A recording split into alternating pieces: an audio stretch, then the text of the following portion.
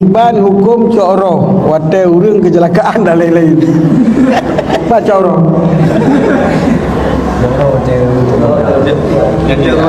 Oh, tung temangannya.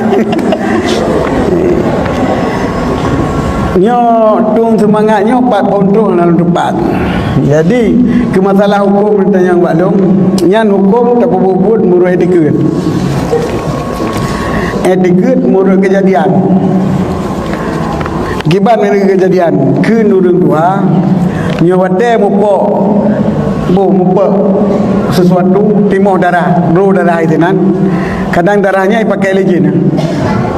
apa benar dipakai legend serupa droje ngurung darah sehingga jak terkenan ya pegak kemunyan sebab nyan buat hana mupubut buat hana mupubut cuman mengetatkan tentang darah itu nak kenang bagop je tak memang nyata bah hotel-hotel kena cop lukat tu dia nyebut atas hana mupubut tak mupubut cuma hana tu baca dia ni tapi selama hana etiket nyan ke kafe nyan pun nyan memberi bekah memang etiket nyan memberi bekah nyan kata cerik hana etiket memberi bekah nak cerik ya anak bubu anak bubu kengkang bat nya menyo apabila takalan nyo lagi yang pegah sebab tanya cuma menyona bah hukum mandi kadang menyo hana tetep tikat samon nya boleh hana dorong semangat tikat samon dipegah oleh orang yang pegah oleh ahli khibrah ahli doktor dia tabibnya payah ne jak cok roh le mengatakan nyan tajak terbubut berarti kamu bubut bui oleh dukun kamu bubut tapi beda cok roh dan nato you nak bubut nyona orang yang ahli pegat dan dia ahli pubat dan dia lali tajak ikut yang kana bubut punya berarti pubut bui you le dukun dan boleh urang moteli weji kana manfaat punya cuma menyo lagi bunuh pegah juga ada juga roh dalam putu nya dalam putu kan jadi yang berlalu pegahnya hukum adi nyan hukum menyo ne deket nyan menyo hanan ya cok nyan sin mujen kampung nyan cirik ne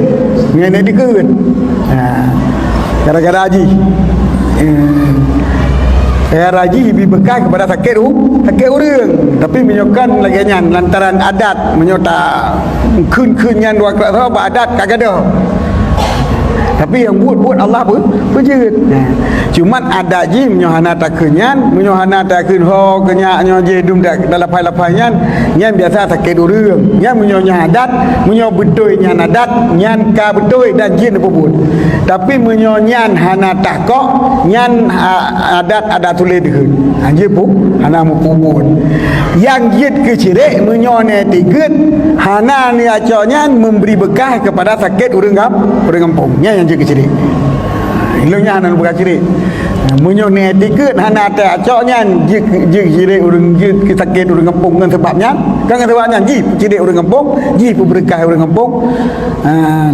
nyo ciri nyo hana ta tiket ji berkah sakit urang kampung tetapi sakit dia urang kampung li Allah dengan sebabnya nyan menyo lagi nyan hana pupu menyokan lagi nyan bohong berarti tak buat kita nyo buat dalam buat kenang pengut